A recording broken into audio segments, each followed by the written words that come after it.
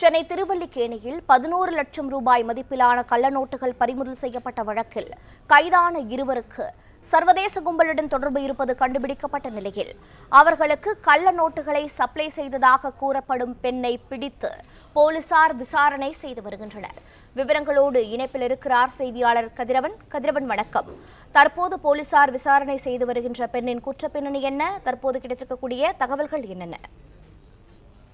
Chennai Thiruvallikeni CMK சாலையில நேற்று விடுதி ஒன்றில் போலீசார் அதிரடி சோதனையில் ஈடுபட்டார்கள். குறிப்பாக கள்ளநோட்டு கும்பல் ஒன்று சென்னையில தலைமறைவாக இருப்பதாக கிடைக்கப்பட்ட தகவலின் அடிப்படையில் இந்த சோதனையானது நடத்தப்பட்டது. அப்போது கட்டுக்கட்டாக கள்ள நோட்டுகள் சுமார் 11.9 லட்சம் ரூபாய் வரை கள்ள நோட்டுகளை போலீசார் பறிமுதல் செய்தார்கள். இந்த நபரையும் அந்த விடுதி தங்கிய நபரையும் பிடித்து விசாரணை செய்தது. அவர் பேரு ரஹ்மான் என்பதும் தெரிய வந்தது. அவரை வீட்டில் சோதனை நடத்தி 11,21,000 நல்ல நோட்டுகளும், அதாவது நல்ல நோட்டுகளும், அதே போல 34 லட்சம் ரூபாய் மதிப்பு 25,000 யூரோ நோட்டுகளையும் பறிமுதல் செய்தார்கள்.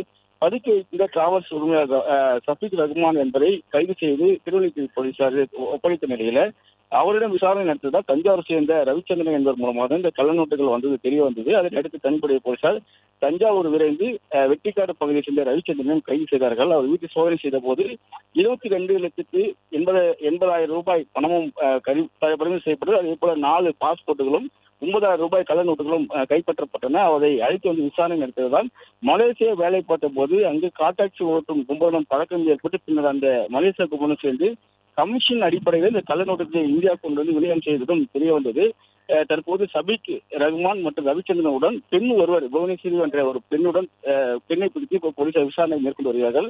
அந்த பெண்ணு தான் அந்த கள்ள நோட்டுகளை தற்போது சப்ளை செய்ததாக தகவல் கிடைக்கப்பட்டு அந்த பெண்ணிடம் தற்போது விசாரணை நடைபெற்று வருவதாகவும் தெரிவிக்கப்பட்டிருக்கிறது. பின்னர் சர்வதேச கும்பல் தொடர்பு இருப்பதனால சிபிசிஐடி போலீசார் இந்த விவகாரத்தில் களமிறங்கி இருக்கிறார்கள்.